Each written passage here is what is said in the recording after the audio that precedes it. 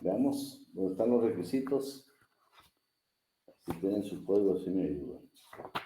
Yo tengo el mío por acá, pero ¿Qué artículo dijo? Disculpe, licenciado. 276, En el 77. artículo 276, el Ministerio de Trabajo Sí, y sí. Previsión Social tiene las siguientes dependencias. A, Ahí el estamos. Departamento Administrativo de Trabajo, cuyo jefe debe ser guatemalteco de los comprendidos en el artículo 6, pero lo dijo que lo cambiáramos al 144 Exacto. de la Constitución. Alexandro, ahí estamos, Pablo. Mira, pues, Alexandro. Claro, si vos estás al artículo, dice nacionalidad, pero exactamente para ser director general de trabajo, tienes que ser guatemalteco de origen, o sea, un extranjero no lo puede ser. Y eso insistimos mucho en la clase, realmente, que me modificaran ustedes el artículo 6, porque el artículo 6 habla de la detención. Entonces, se recuerdan que hasta les dije, hagan la llamada ahí y pongamos artículo 144. Esa fue la pregunta y de hecho, Alexandro, tal vez no estuviste en la clase, pero hasta les dije, pongan atención porque esto se los puedo preguntar. Díganme otra.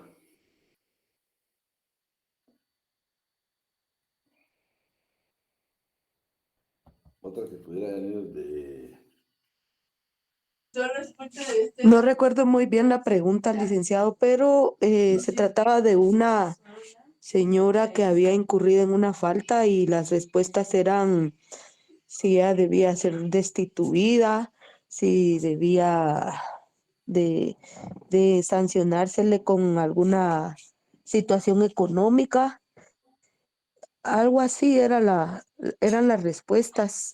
De esa me quedó duda, licenciado, que al final estuvimos discutiendo con algunos compañeros y llegamos a la conclusión que debía ser destituida, pero me quedó duda. Vaya, vamos a, estoy pidiendo ahorita a mi asistente que me pueden ver el examen para que lo podamos ver. Vamos a ver, Madeline dice, usted nos podría, una cosa así, eso lo vamos a hacer, ahí estamos. ¿Se recuerdan que ya hemos quedado también?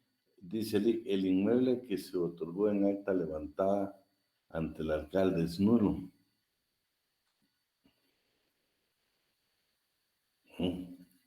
Alejandra, ¿me estás hablando, Alejandra? Se confundió la compañera, licenciado. Se me mandó una de civil, ¿no? Vamos a ver, sí, ahí está, dice que es de civil. Pero el LIC también resuelve dudas de civil, dice.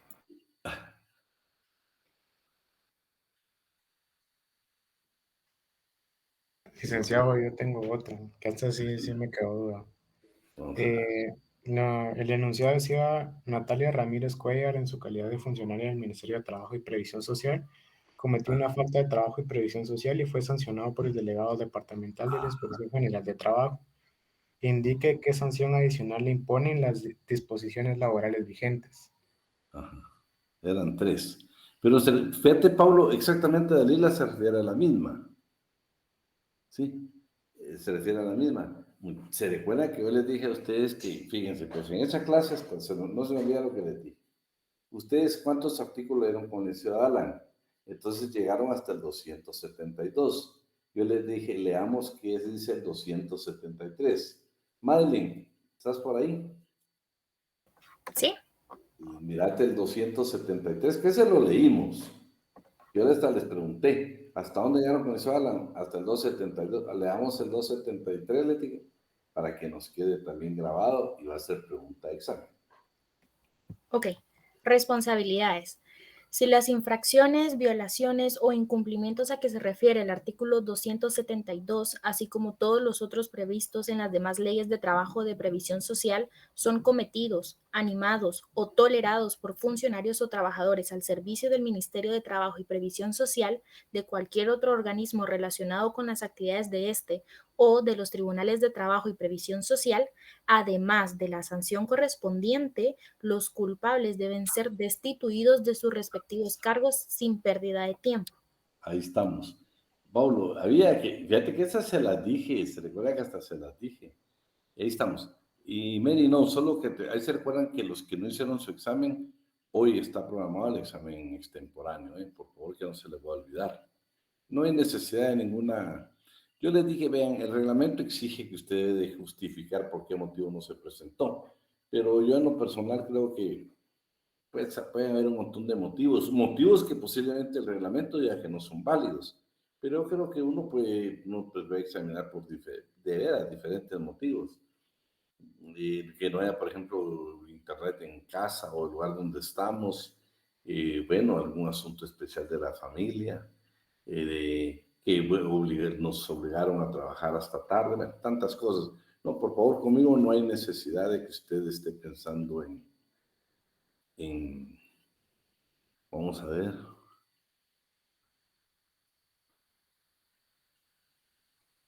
No seas así, Luis. No, es que mira, Pelicito, vieran, yo aquí un compromiso muy formal, ustedes, les prometo que me pongo nervioso cuando me gusta cumplir en mi horario, pienso que la universidad es un buen patrono y como que no cuadra fallarle en nada. No, no, son pocos creo que yo creo que en la sección de ustedes son dos nada más, ¿eh? Y por favor, yo lo que no quiero es fallarles, ¿eh? Por ejemplo, las preguntas que me dijeron, ustedes me fallaron, ¿eh? Me fallaron. No les fallé yo, ustedes fallaron. No, tenés razón, Alejandra, vamos a ver si me mandan y lo revisamos. Pero vamos por este segundo parcial, pues, y los que sacaron arriba de 20, por favor, y es la oportunidad que tenemos en este segundo parcial de mejorar muy, pero muy bien el... Solo permítanme que nos está pidiendo la coordinadora ingresar, pero no sé cómo.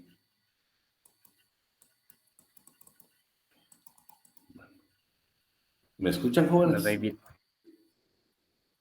Sí, Sí, licenciado. Bueno, es que la coordinadora nos está pidiendo ingresar y no puedo ingresarla. Ustedes, déjenme ver.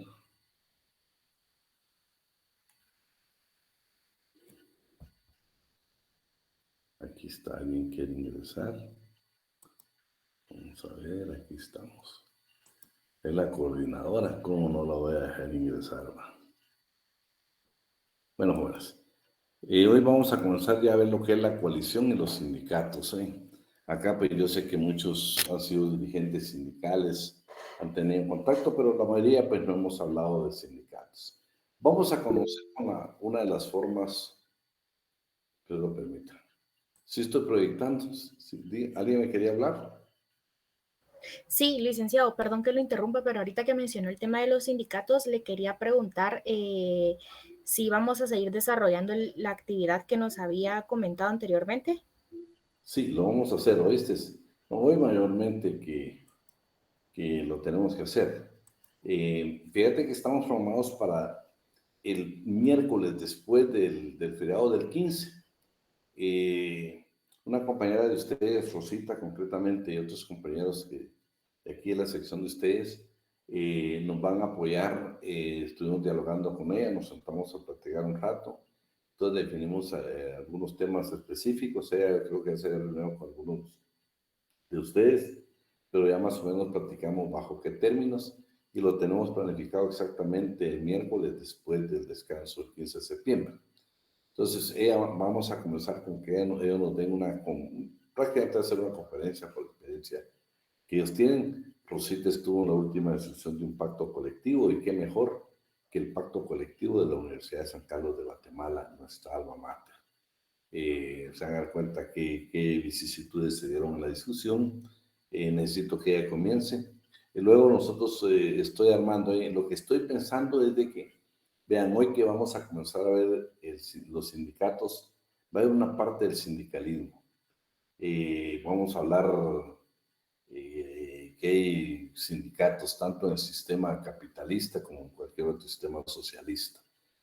Vamos a ver que en la parte revolucionaria vamos a hablar de otro tipo de sindicatos, pero lo valioso para mí es de que hoy por hoy tengo la gran incertidumbre.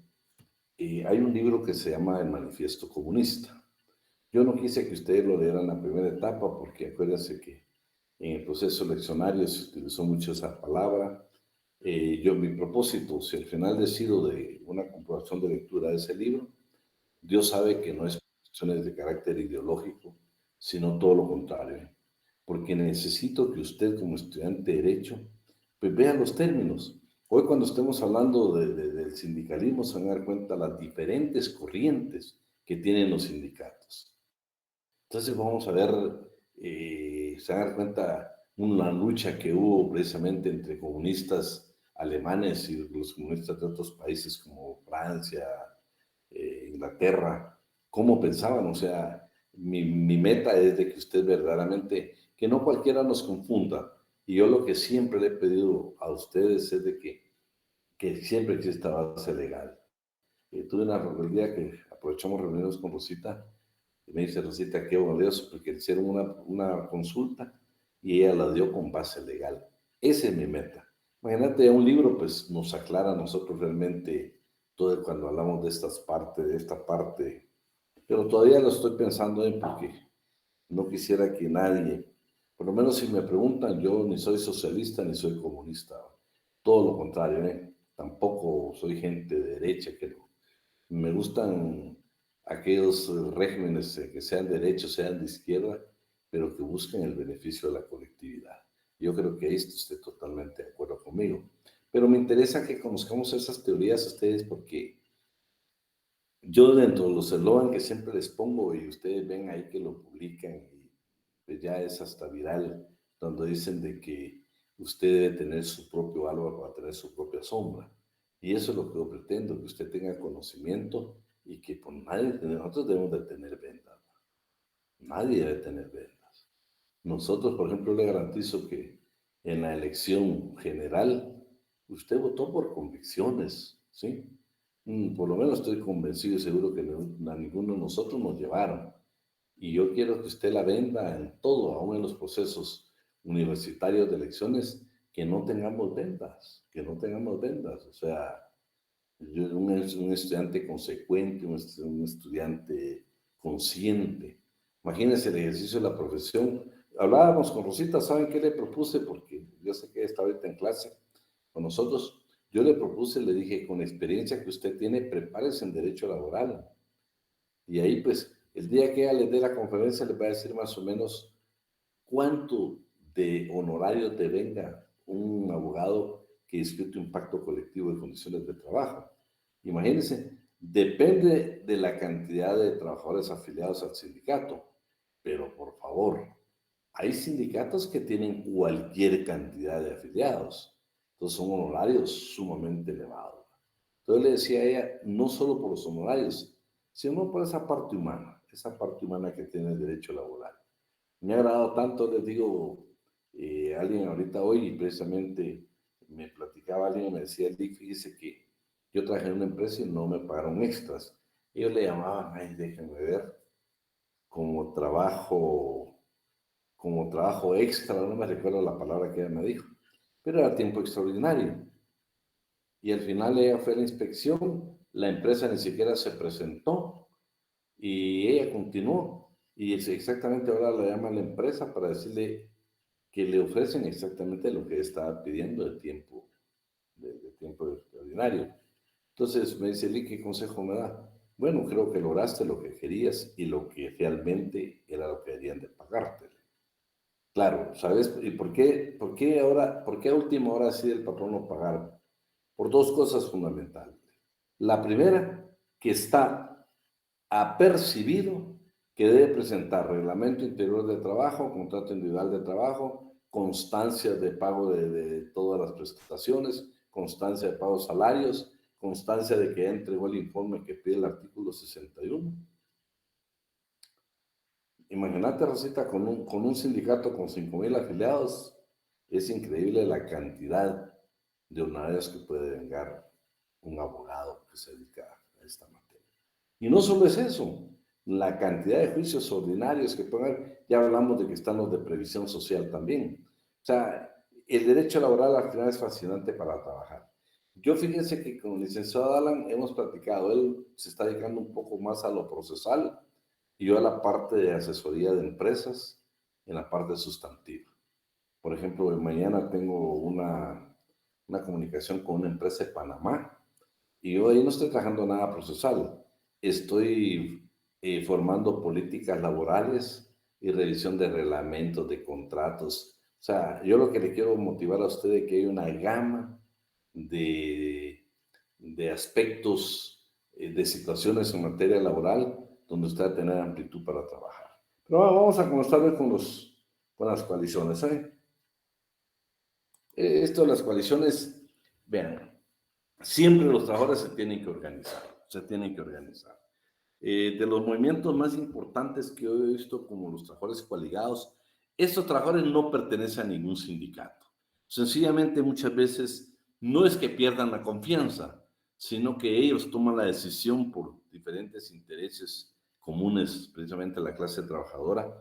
Yo recuerdo que uno de los movimientos más especiales que he visto últimamente con trabajadores coaligados, que hace unos 4 años, los recuerdan los médicos del Hospital San Juan de Dios, inician un movimiento, luego se incorporan a los otros hospitales. Entre las cosas, eran trabajadores coaligados, no eran sindicatos. Y ya le hemos hablado que nunca los trabajadores van a hacer paros, sino toman medidas de hecho, suspenden labores, comienzan a ejercer presión y al final pues obligaron a en este caso la entidad denominadora que es el Ministerio de Salud, y lo obligaron precisamente a discutir el pliego de peticiones. Recuerdo que dentro de ellas había unas que yo tuve la oportunidad que me consultaran ya la parte final, porque algunos médicos no salían tan favorecidos con lo que el convenio colectivo que se había dado. ¿Por qué? Fíjense que pidieron que todos los médicos tuvieran 8 horas en los hospitales nacionales, pero resulta que a mí me iban a hablar unos especialistas que a ellos les perjudicaban las 8 horas, ¿sí? ¿Por qué? Porque ellos tenían sus clínicas particulares, porque ellos trabajaban en otros hospitales privados y trabajar 8 horas para ellos era sumamente difícil, salían más perjudicados. ¿Por qué les platico esto? Porque entonces en los pactos colectivos o cada vez que hagamos un pliego de peticiones como trabajadores coaligados, debemos nosotros de detenernos. Yo hablaba con Rosita y le decía, qué importante es que cada vez que se discute un pacto, primero que podamos analizar y discutir con la misma clase trabajadora y con los dirigentes, con los que quieren participar, los aspectos que vamos a ir a discutir.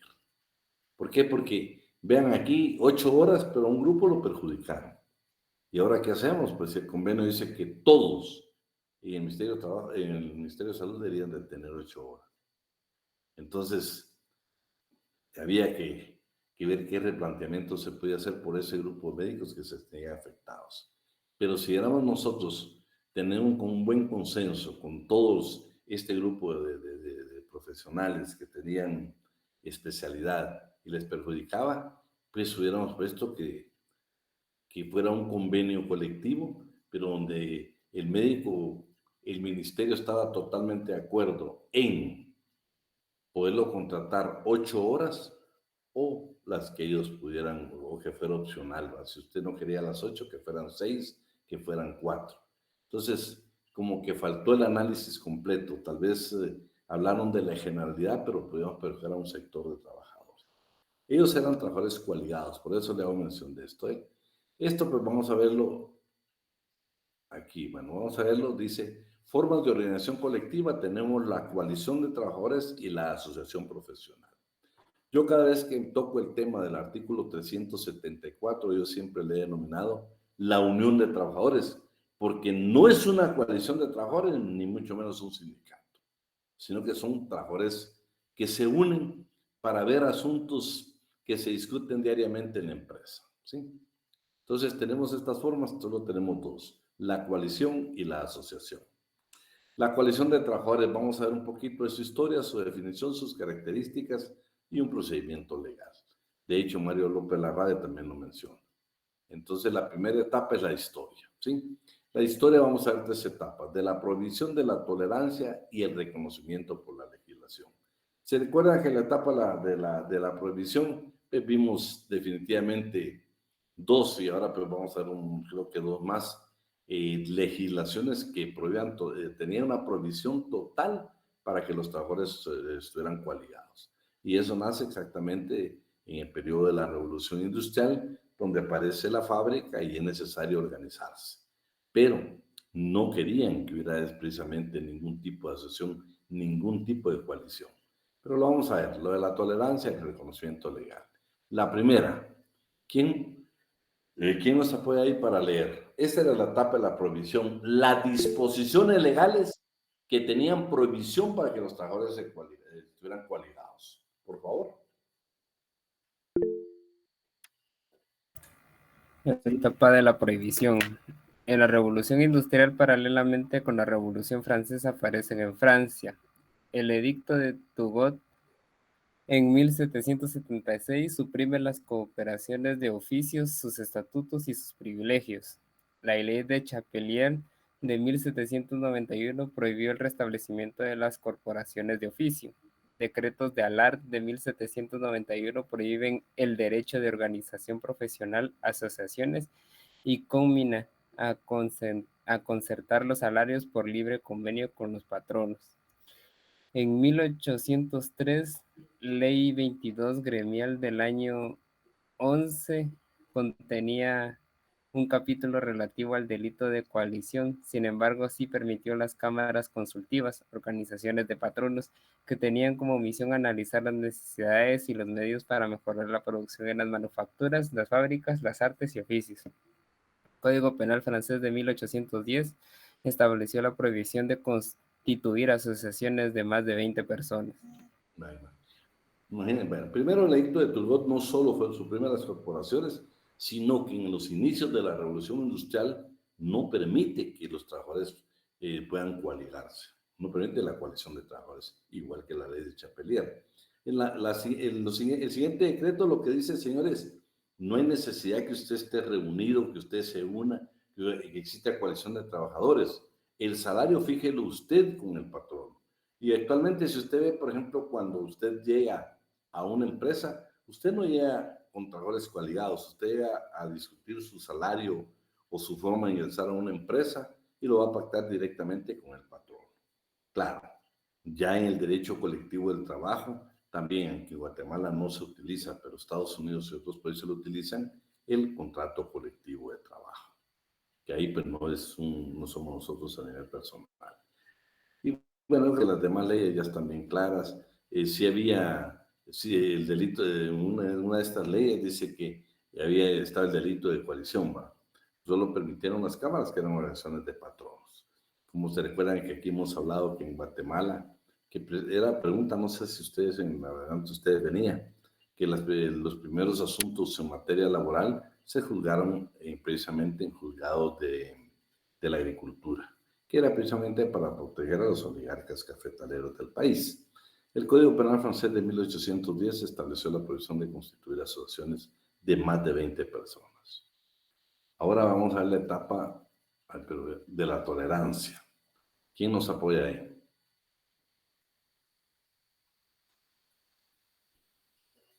Si quiere, yo sigo leyendo. En 1824, en Inglaterra, la combinación Laws Repeal Act deroga la legislación represiva, eliminando el carácter criminal de las coaliciones. En Inglaterra se permitieron las asociaciones de compañeros que subsistieron dentro de las profesiones establecidas dentro del derecho corporativo, que duraron hasta 1840. En 1824, la sentencia norteamericana denominada tolerante estableció que mantener un criterio restrictivo hubiera provocado disturbios y violencias que hubieran repercutido a la incipiente industria. En Francia, entre los años de 1830 y 1840, las asociaciones obreras tuvieron participación histórica y en la industria de seda los obreros lograron obtener un contrato colectivo con el patrono, el cual incumplió el patronato. En Estados Unidos de Norteamérica, en 1859, se forma la Noble Orden de los Caballeros del Trabajo, organización que tenía como fin sustituir el sistema de trabajo asalariado por el de sociedad cooperativa mediante la educación y un sistema normativo. Espérate. Vean qué interesante esto. Ya existe la tolerancia, vamos. Abolieron las leyes que eran represivas para la organización de la clase trabajadora, pero en Norteamérica se dieron dos circunstancias especiales. Bueno, primero se habla ahí de la famosa sentencia llamada tolerante, Luego, pues también la noble orden de los caballeros del trabajo. Ellos lo que tratan es de sustituir. Ellos querían decir, señores, hagamos mejor cooperativas, hagamos un tipo de sociedades totalmente diferentes a las que se pueden utilizar en relación a la clase trabajadora. Pero ya fueron tolerantes, ya permitieron la asociación de trabajadores, permitieron la coalición de trabajadores. Ahora, ahí estamos con la tercera. El reconocimiento por la legislación. Por favor, ¿quién nos apoya?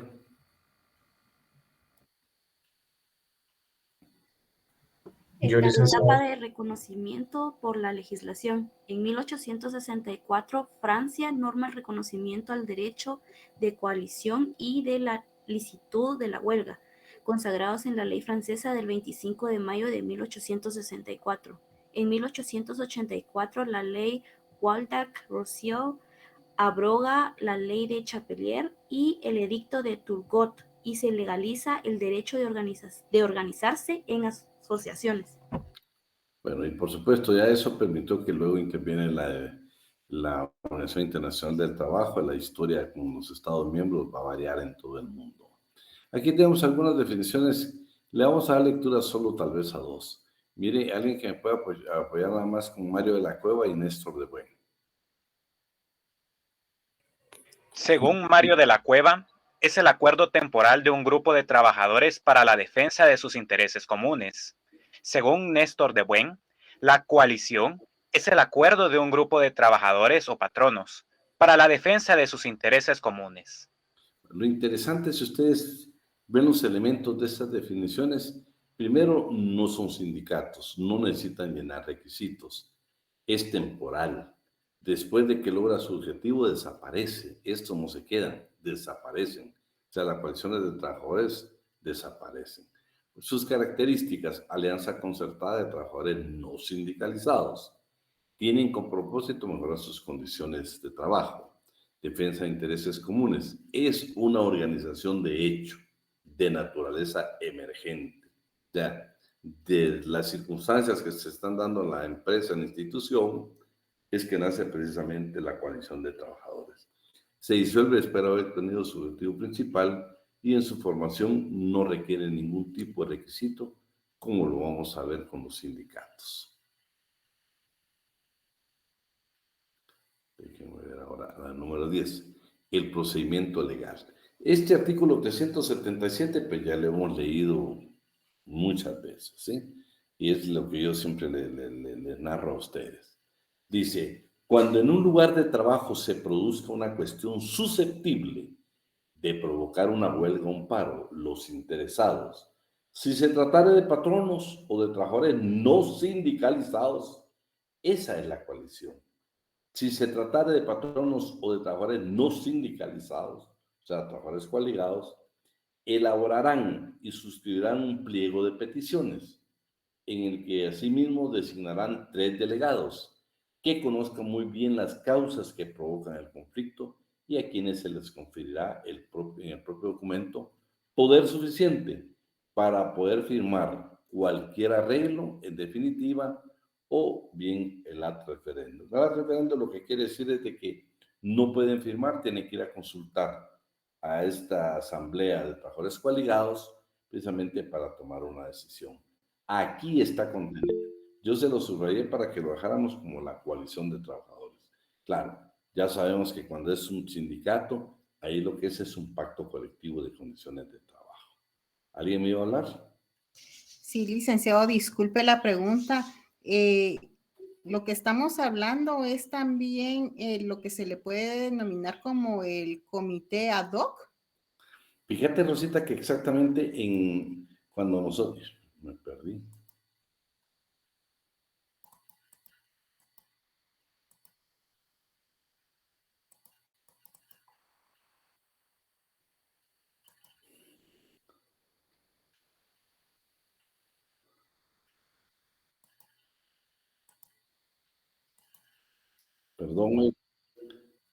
Perdón porque... Ahí está. Bueno, con la pregunta que Rosita. ¿Me escuchan? Sí, licenciado. Sí, licenciado.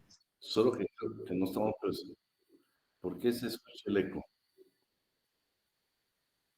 Licenciado, es que tiene 2 reuniones abiertas. ¿Cómo para borrar una? Váyase del lado izquierdo, la primera que dice Meet. Déjame ver. Tiene que cerrar esa ventana. ¿Esta? Aquí. No, del lado izquierdo, arriba. Tiene 1, 2, 3, 4. Ahí. Sí, Ahí esta. está la X, tiene que cerrarla. ¿En esta? Sí. No, licenciado, un poco más arriba, donde Aquí. Sí, arriba de ahí hay una X. Ahí, cabal. Esta. No, la otra, la primera. No, la que está a la izquierda. Esa. Ahí está. Ahora ya puede presentar otra vez. Ay, perdón, bueno, ahí estamos.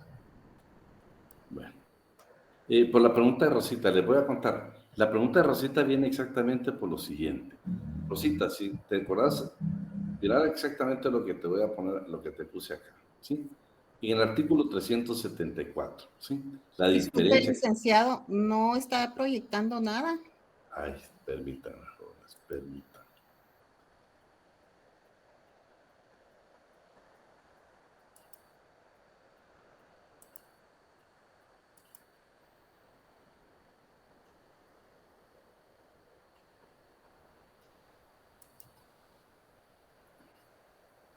Bueno, lo que les indicaba. Y cuando nosotros leímos el 377, la pregunta de Rosita fue que esos 3 delegados normalmente, cuando se discute un pacto colectivo, cuando los trabajadores coaligados, siempre nosotros en Guatemala utilizamos la palabra del comité ad hoc. Y lo utilizamos exactamente en el contenido del 377, cuando estamos ante la firma de un convenio o bien de un pacto colectivo. Ese es el término general. Pero fíjate, Rosita, que se lee en la práctica, aquí es donde nosotros utilizamos la palabra de comité ad hoc, pero en nuestro código realmente no está en la discusión ni siquiera de un pacto ni siquiera, o de un convenio con trabajadores coaligados o sindicalizados. Está en el artículo 374, que esto no tiene relación realmente con un conflicto colectivo de carácter económico-social. Dice, patronos y trabajadores tratarán de resolver sus diferencias, oíme, por medio del arreglo directo, con la sola intervención de ellos o con cualesquiera otros amigables componedores. Al efecto, los trabajadores pueden constituir consejos o comités ad hoc o permanentes en el lugar de trabajo compuesto por no más de 3 miembros. Esta realmente es lo que nosotros encontramos en el código que te refiere a los comités ad hoc y lo utilizamos exactamente simultáneo cuando se plantea un conflicto de carácter económico-social. Claro, si te vas a la doctrina sí lo utiliza en la discusión de pactos colectivos de condiciones de trabajo, o bien convenios, o todo lo que sea precisamente un conflicto de carácter económico-social, sí, a esos 3 delegados les denominamos nosotros el comité ad hoc. Pero en nuestro código lo vas a encontrar en esta parte que no es realmente el planteamiento de un conflicto colectivo, sino que son situaciones comunes que se dan en la empresa y que es una unión de trabajadores. Y el arreglo es directo, si te ves aquí no hay participación de ningún juez, aquí nosotros hacemos llegar la petición al patrono, ya sea él directamente o bien por sus representantes, ellos debemos hacerlo hasta habla de forma atenta y ellos deben de recibirnos también en la misma forma y buscar una solución. Si no se encuentra una solución, lo que plantean en un arreglo directo es que hagamos nosotros precisamente buscar amigables componentes, o sea, terceros que nos ayuden. El conflicto colectivo de carácter económico-social, olvídate, aquí no hay terceros. Aquí el planteamiento nosotros lo hacemos directamente ante un juzgado de trabajo y previsión social y ya comienza todo el proceso del conflicto. Pero nada más para aclarar, si en Guatemala van ustedes el día que se encuentren en un conflicto de carácter económico-social, a estos 3 delegados nosotros le hemos denominado en la práctica comité ad hoc. Pero si usted quiere base legal, lo va a encontrar en el 374 del arreglo directo. En la doctrina sí se utiliza muchísimo la palabra de que quienes están representándonos, ya sea sindicato o trabajadores coaligados, le denominamos comités ad hoc.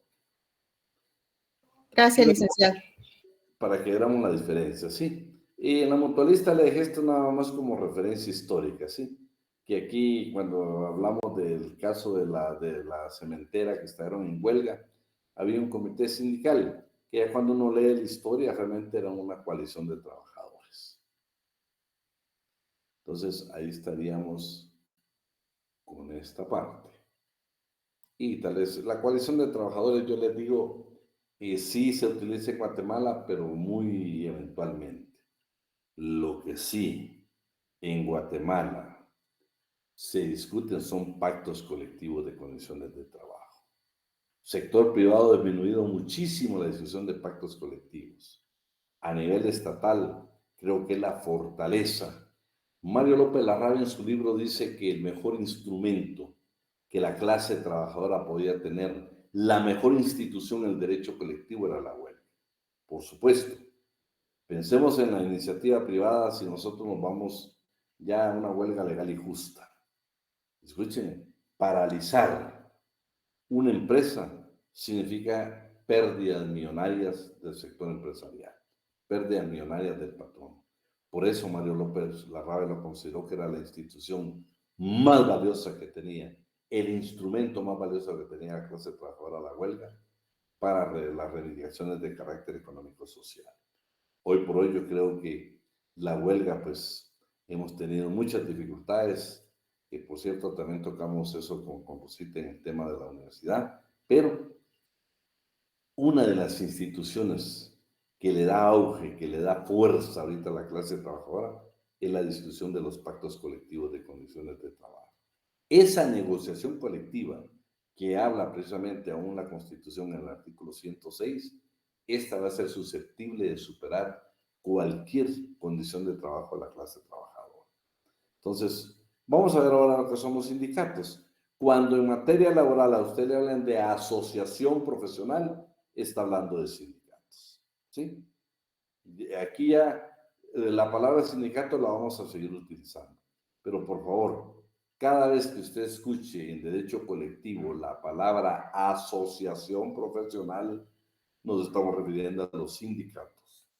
Vamos a ver algunas generalidades, lo que es el sindicalismo, la libertad sindical, los sindicatos, organismos paralelos de la organización. Aquí vamos a encontrar entonces una institución creada por patronos, especialmente en Costa Rica, es el solidarismo, donde el patrono crea precisamente esta clase de instituciones donde hace un aporte económico para que la clase trabajadora pueda estar organizada, pero inclusive vamos a ver que hay una denuncia de los sindicatos de Costa Rica indicando que jamás una asociación solidarista puede ser representante de trabajadores porque nace con un aporte económico del patrono, porque la mayoría de veces nace a propuesta del patrono. Entonces, lo vamos a ver también en su oportunidad. Veamos hoy y algunos convenios de la Organización Internacional del Trabajo que tienen con la libertad sindical. Generalidades. Dime.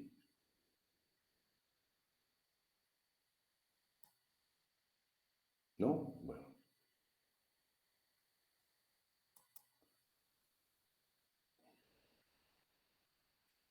Me pierdo con esto ustedes. Bueno. En Inglaterra, ¿sí? ¿Se recuerdan cuando hablamos del Parlamento británico? Una de las cosas que pretendía precisamente el Parlamento británico, ¿se recuerdan aquellas famosas cartas que le enviaban al Parlamento la clase trabajadora?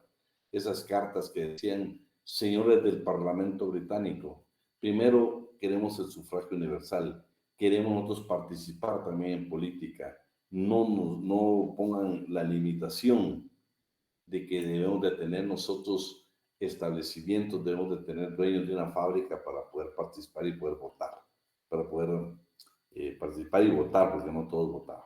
Al final lo logran y ya precisamente ya cuando están la clase trabajadora representada en el Parlamento británico es donde se reconoce el derecho de elección profesional de los trabajadores. Y hay algunos términos aquí en inglés de que vamos a ver quién está bien para el inglés. ¿Quién nos apoya? ¿Ay, qué pasó? ¿No me han dicho que trabajan en call center en inglés? Pues, bueno, si no, vamos a delegar. ¿Quién nos apoya? Vamos a ver, vamos a ver.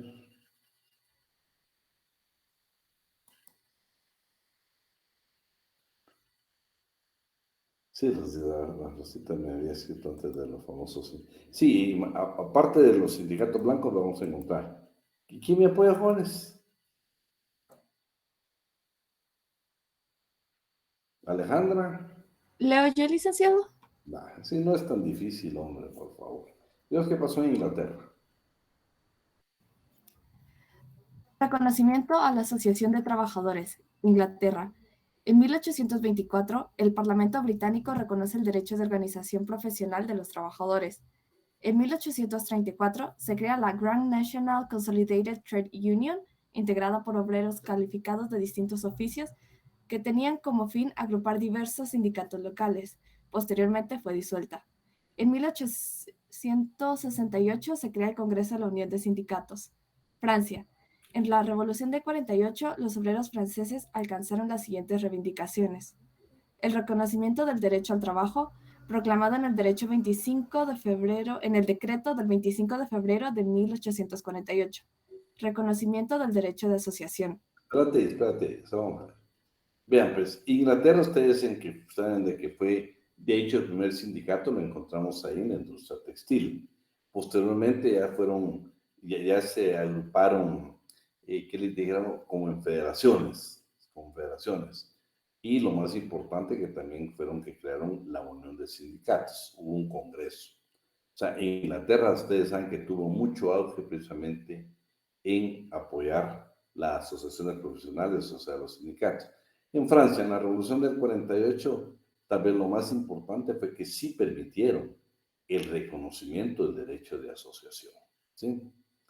Reconocimiento de asociaciones de patronos. Vean, en la historia ustedes saben la dificultad, que les dijera yo, la problemática que se presenta, que a pesar que la mayoría de legislaciones en el mundo reconocen que los patronos tienen la libertad de organizarse en sindicatos, no lo hacen a través de eso, lo hacen a través de cámaras como es en Guatemala.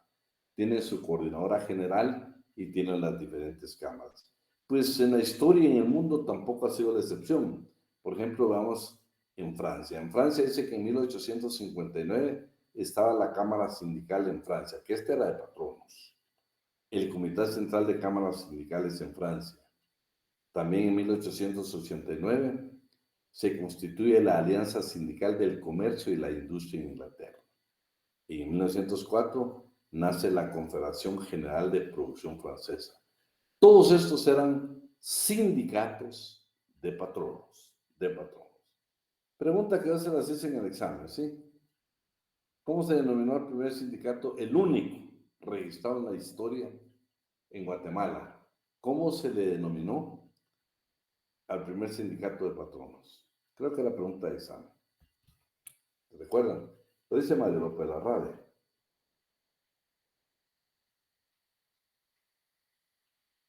No se recuerdan, ¿no? Vamos a ver. Fíjense que por aquí tengo yo el examen ahora. Sí, venía eso. ¿Se recuerdan que había una pregunta ahí que se relacionaba también que para revisar qué libros se requería la autorización judicial, que eran los libros de contabilidad? El primer código... Licenciado, perdone. Usted mencionó la de patronos. Sí. Es el Sindicato Patronal de Industriales de Guatemala. Exacto. Fíjate qué interesante, porque ese dato quiero que no se les olvide. Es el único sindicato, por lo menos registrado en la historia de Guatemala, de patronos. No existe otro. Bueno, Hoy vamos a lo que es el sindicalismo. Aquello pues era algo generalizado. Hoy sí vamos a ver lo que es el sindicalismo. ¿Qué es el sindicalismo inglés? ¿Qué es el francés? ¿Qué es el italiano y el alemán? El norteamericano, el soviético y el universal. Estamos hablando del sindicalismo, del sindicalismo. ¿Cómo fue de que esta corriente permite la creación de diferentes sindicatos? Si ustedes quieren unos ideológicos, hay cualquier cantidad. Si usted se mete a estudiar sobre la clasificación de los sindicatos, de veras, nos perdemos de la gran cantidad de clasificación de sindicatos que existe por diferentes legislaciones y especialmente por tratadistas. Hoy nos vamos a ver nosotros lo que es el sindicalismo inglés y por supuesto va a tener diferentes clases de sindicatos. Y para eso pues tomamos directamente un trabajo que fue de la Universidad Nacional Autónoma de México. Yo creo que tiene una muy buena historia. Solo me seguís ayudando porque aquí hay otras palabritas en inglés. Veamos qué es el sindicalismo inglés.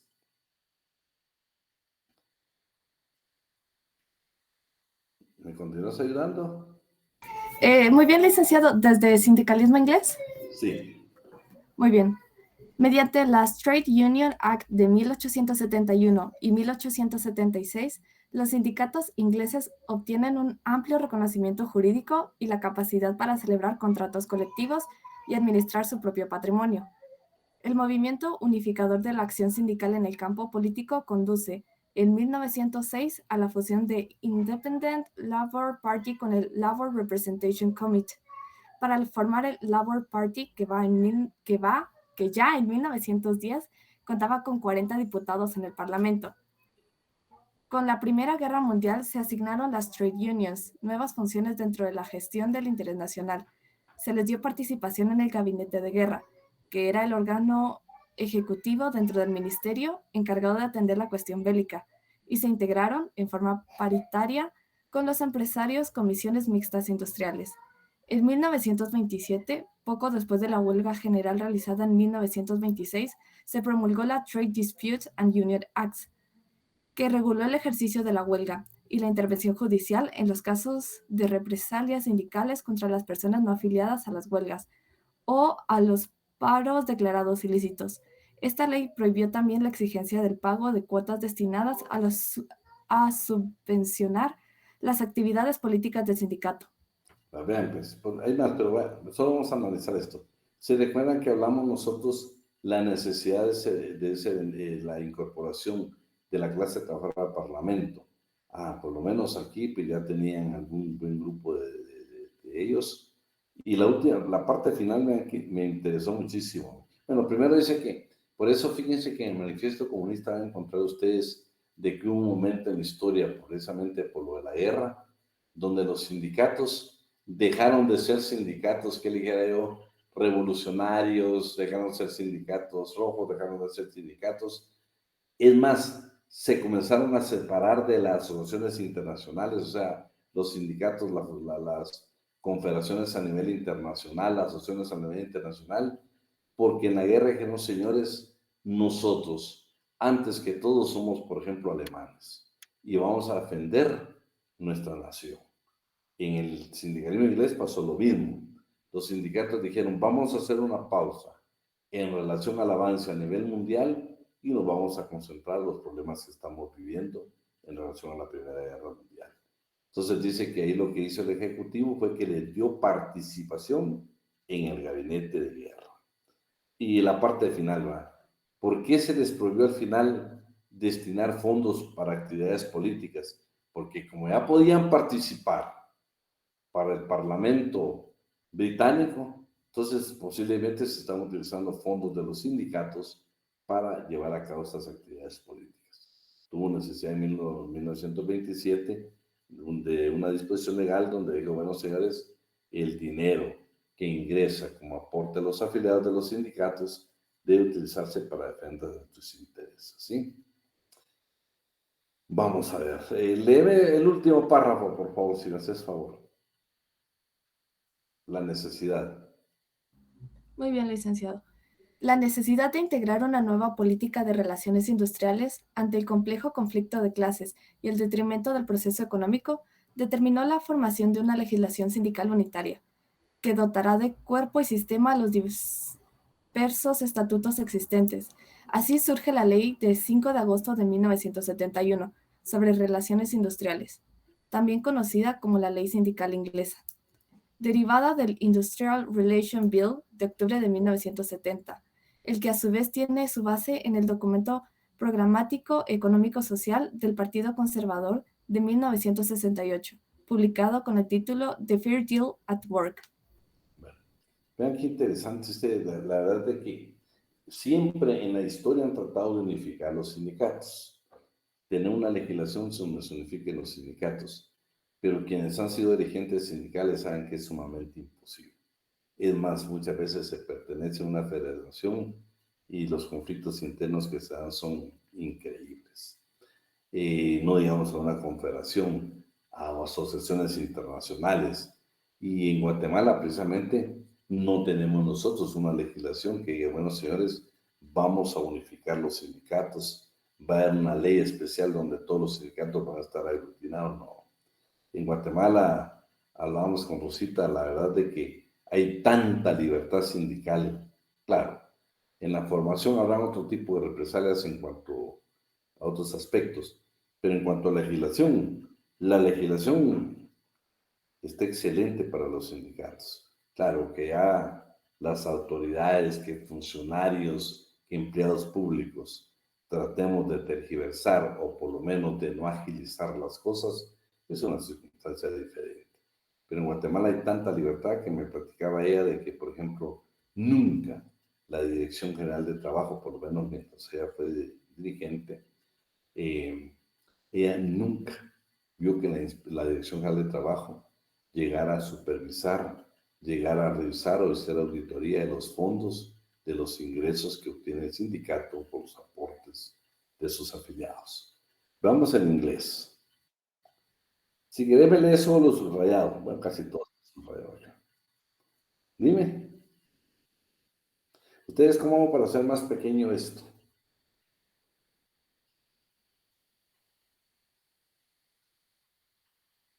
En la lupa que se encuentra en la esquina de abajo, licenciado, por donde está la hora. Aquí estamos, es esta. Y ahora para que los pueda ver a ustedes, ¿qué hago?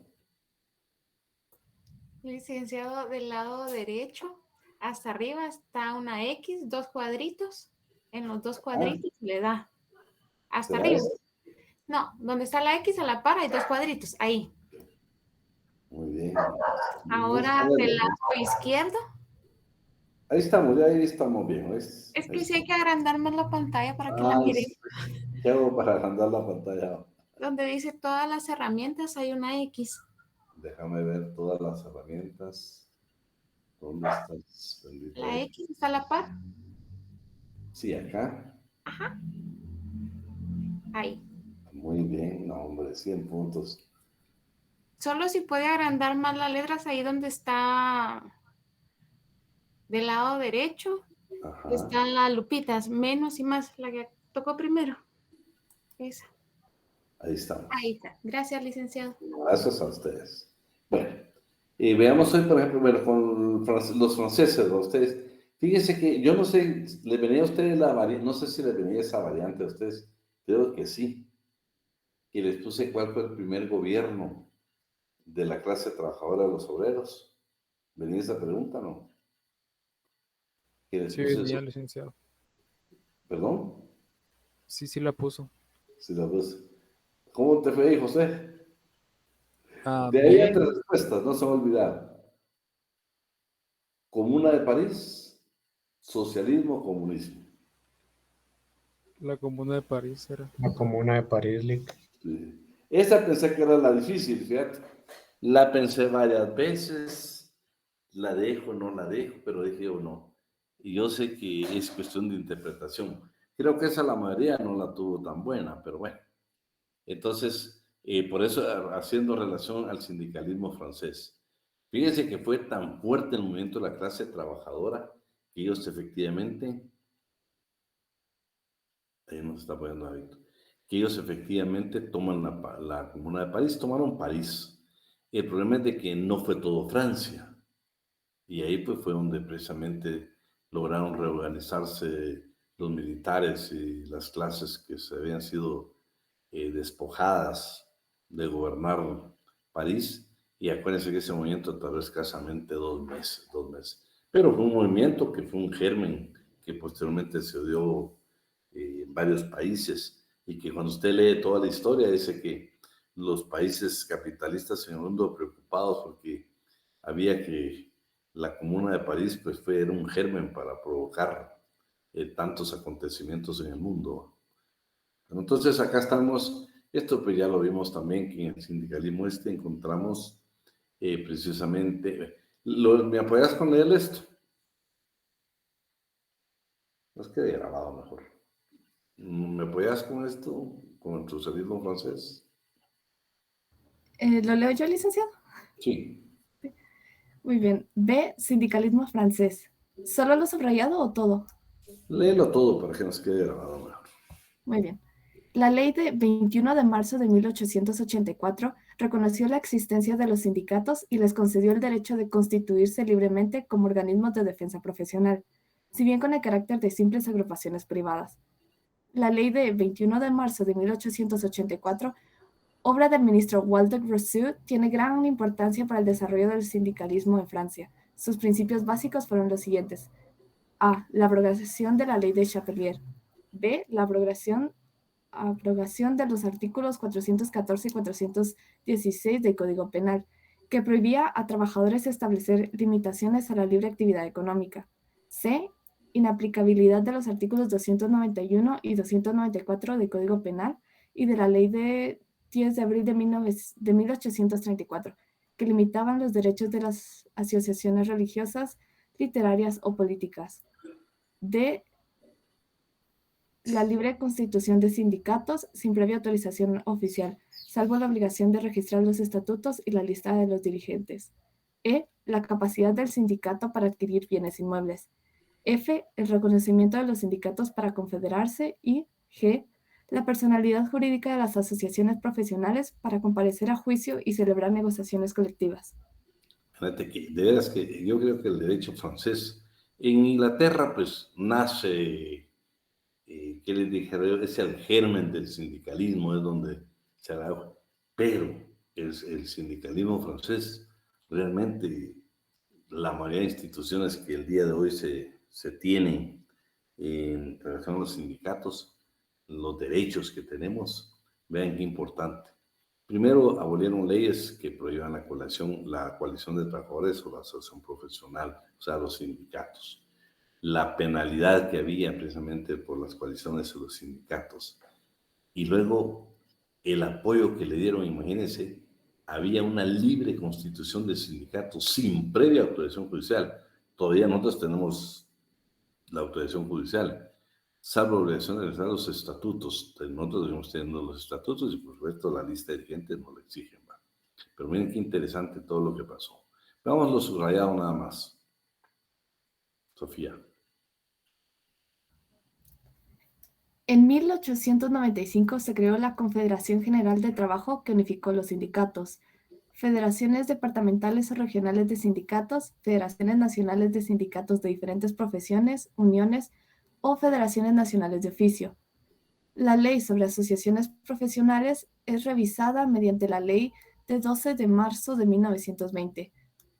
En 1936, poco después de los acuerdos Matignon y de la legislación del Frente Popular, se reconoció la actividad sindical a nivel general, sin llegar a regularse todavía su intervención en la gestión de las empresas. La Constitución de 1946 consagró el principio de libertad sindical, que en el sistema del derecho positivo se regula en dos sentidos: frente al patrón, como facultad de afiliarse a un sindicato, y frente al sindicato mismo, como libertad de no adherirse. Con la ley de 11 de febrero... Sí, terminas. Muy bien. Con la ley de 11 de febrero de 1950 sobre las convenciones colectivas de trabajo, se constriñe el empresario a respetar el derecho sindical. Vean, pues, lo interesante. Este tema de la libertad, vean, estamos hablando qué importancia tuvo Francia. Hoy por hoy, en los sindicatos, vamos a verlo más adelante cuando tengamos exactamente, hablemos de la libertad sindical. En Estados Unidos y en otros países, aquí hay muchas limitaciones todavía. Vamos a ver que hay legislaciones que dicen de que, por ejemplo, se le va a dar trabajo únicamente a los que estén afiliados a determinado sindicato. Aquí se hará, pero no por disposición legal, sino por cuestiones de otra índole. Y también el adherirse o no a un sindicato. Por ejemplo, un asunto que yo creo que de una vez lo vamos a ver hoy, lo vamos a ver. Para que me recuerden que ese artículo ya no lo leamos. Y entonces, ¿quién me estaba ayudando a leer los artículos? Sofía, te me quedas ahí porque Sofía me va a seguir apoyando, pero ¿quién me estaba ayudando al principio? La Eudolic. Va, sí, ayuda, Pablo. Bien, busquemos el artículo 212.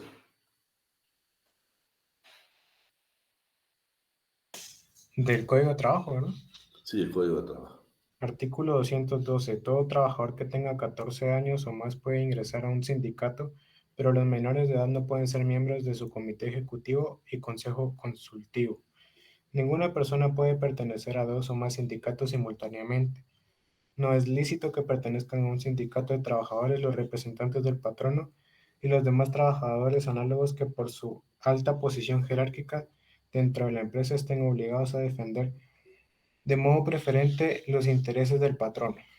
La determinación de todos estos casos de excepción se debe hacer en los respectivos estatutos, atendiendo únicamente a la naturaleza de los puestos que se excluyen y no a las personas. Dichas excepciones no deben aprobarse sin el visto bueno de la Inspección General de Trabajo. ¿Estamos en el 212? Sí, 212. ¿Tienen ahí alguien que me dé otro código?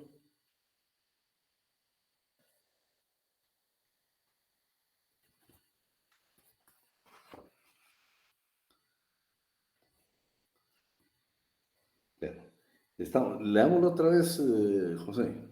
Los que tengan su código, por favor, me gustaría que tuvieran su código para que hiciéramos la lectura. 212, el Código de Trabajo. Por favor, José. Yo lo tengo igual, licenciado. Veámoslo. Todo trabajador que tenga 14 años o más puede ingresar a un sindicato, pero los menores de edad no pueden ser miembros de su comité ejecutivo y consultivo. Ninguna persona puede pertenecer a 2 o más sindicatos simultáneamente. No es... Solo ahí quiero detener. ¿Qué es lo que me interesaba realmente? Rosita, ¿estás por ahí, Rosita? Sí, licenciado, aquí estamos. Va la pregunta del millón, ¿oíste? En todas las conferencias, si ustedes vayan y hablen de sindicatos, hay una pregunta que se vuelve cajonera, ¿sí? Vea lo que leímos en lectura. Ninguna persona puede pertenecer a 2 o más sindicatos simultáneamente. ¿Estamos con eso? Así es. Veamos qué es el 41. ¿Tiene por ahí el 41? 42, perdón. Alguien que me lo lea despacio. Si dentro de la misma empresa hay varios sindicatos de trabajadores o trabajadores pertenecientes a varios sindicatos. Ahí tenete, Carlita. Rosita, el 212 dice que no podemos pertenecer simultáneamente a 2 sindicatos. Y sabes que esa es regla general, esa es regla, va. Pero mira lo que dice el 42. Si dentro de una misma empresa hay varios sindicatos de trabajadores, eso es válido, ¿va? Que en una empresa existan varios. Pero mira el otro párrafo. O trabajadores pertenecientes a varios sindicatos. Está hablando de una misma empresa. El 41 está indicando que sí puedes pertenecer a dos sindicatos en una misma empresa. Porque si lee lo primero dice, si dentro de la misma empresa. Esa es pregunta que casi en todas las conferencias se las hacen a los expositores, ¿verdad? Porque uno está convencido que sabes que en la práctica no puedes pertenecer a dos sindicatos. Por ejemplo, el caso tuyo de la universidad. Pero el 41. Rosita, por favor. Sí, licenciado, es contradictorio esto que dice el Código de Trabajo, porque para mí no. ¿Por qué razón? Porque todos los sindicatos tenemos diferente forma de pensar y los lineamientos que tenemos en nuestros estatutos y la forma de manejar las organizaciones. Por ejemplo, en la Universidad de San Carlos existen más de 10, son 12 sindicatos los que están ahorita. Sin querer hablar mal de ningún sindicato, porque considero que todas las organizaciones están establecidas para beneficio de los trabajadores. Pero si nos inclinamos al sindicato docente, el sindicato docente ve únicamente beneficios para el personal docente. El sindicato de nosotros ve el beneficio para el personal administrativo y para el personal docente. Eso por una parte. Y por otra parte, bueno, ahorita me agarro en curva porque no tengo el fundamento legal, pero se lo voy a dar en la próxima clase, de que no nos pueden descontar cuota sindical de dos organizaciones. ¿Sí? Fíjate que yo solo quería que, por ejemplo, usted lo tuviera presente, porque cuando usted va a una conferencia que esté hablando de sindicatos, esta es pregunta que siempre la hacen. Quienes manejan materia laboral, especialmente el código, siempre hacen ese, levantan la mano y dicen, mire, disculpe, usted acaba de indicar que no se puede conocer simultáneamente. Claro, el 212 lo habla muy clarito, ¿sí? Pero el 41 de entender de que sí puedo pertenecer, porque está hablando dentro de la misma empresa. Pueden haber varios sindicatos o varios trabajadores que pertenezcan a varios sindicatos. Entonces, otra cosa que tenemos que analizar siempre, por favor, de materia laboral, el indubio por operario que nunca se nos olvide. Sí, el 42, Carla. El 42, perdón. Entonces estamos ahí. Pero vamos a continuar. Sofía, me haces favor de ver ahora el italiano y el alemán. Estás hablando del sindicalismo. C. El sindicalismo italiano y alemán. En 1893 aparecen las organizaciones sindicales en forma de federaciones nacionales, al propio tiempo de inspiradas en las bolsas de trabajo francesas, se crean las cámaras de trabajo con la función de centralizar la organización del trabajo, constituir agrupaciones de resistencia, abolir los departamentos de colocación, instituir colegios de provivir y propiciar la promulgación de una legislación social. Frente a la presión del socialismo, en el programa elaborado por el Congreso Católico de 1894, proclama la predilección de por los sindicatos mixtos. Si bien no condena la formación de sindicatos exclusivamente obreros, de esta suerte, en 1898 se forma un manuscrito sindical católico de sindicatos profesionales integrados solamente con trabajadores. El ordenamiento fascista... Sí. Muy bien. El ordenamiento fascista estableció el sindicato de Estado, regulando el sindicato de derecho público mediante la ley 3.4/1926, número 523, favoreció también la formación de una legislación de seguridad pública, 6 de noviembre de 1926, de carácter represivo. Por exigencias del sistema, se suprimió la legislación sindical, sustituyéndola por la ley de 3 de abril de 1926, modificada en febrero de 1934, que reglamentaba la organización corporativa. Continuamos. Entre las Por decreto. Muy bien. Por decreto legislativo de agosto de 1943, número 721, quedó abrogada la legislación fascista, suprimiéndose las funciones de carácter público y político de las asociaciones profesionales no reconocidas. El 4 de junio de 1944 se firmó en Roma un pacto de unidad sindical que favoreció la reconstrucción de la Confederación General de Trabajo, que integró en un solo bloque a las asociaciones social comunista y demócrata cristiana. Sin embargo, la unidad habría de disolverse durante los años 1948 y 1949, creándose profundas diversiones que vendrían a superarse hasta 1975, en que se retornó al pacto unitario. El artículo 39 de la Constitución italiana de 1948 reconoció la libertad sindical, la personalidad jurídica del sindicato y la eficacia erga omnes de los contratos colectivos, instituciones, estas dos últimas que han quedado inoperantes al no haberse promulgado en su norma de aplicación. Bueno, ahí le hablan de los dos, del alemán y del italiano, ¿sí? Pero quería regresar a esto. Nunca se nos va a olvidar nosotros, si yo le hiciera esa pregunta de examen, güey, ya me van poniendo atención. Esta se la puedo preguntar. Según este Congreso Católico, ellos, la intención de la Iglesia Católica, señores, tanta dificultad entre patrón y trabajador, tantos derechos violentados por parte del patrón o la clase trabajadora, tantas manifestaciones, tantas medidas de hecho de la clase trabajadora perjudican de una u otra manera la economía. Arreglemos el problema, dijeron. Señores, nosotros proponemos los sindicatos mixtos. ¿Qué son los sindicatos mixtos?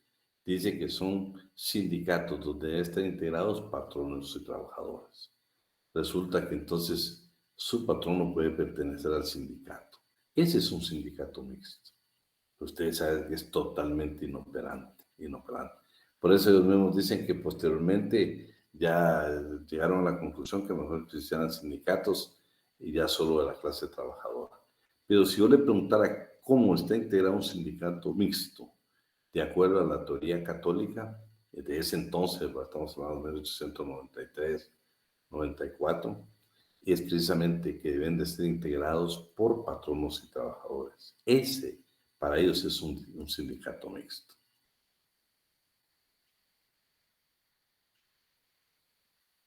Sí, también lo dice. Pero ¿no crees que es contradictorio el 42? O sea, el 42 sigue siendo un... continuamos, Sofía. Terminemos esta parte para terminar esos dos. Por favor, Sofía. Muy bien, licenciado. Leo desde Sin el Carácter. Por decreto.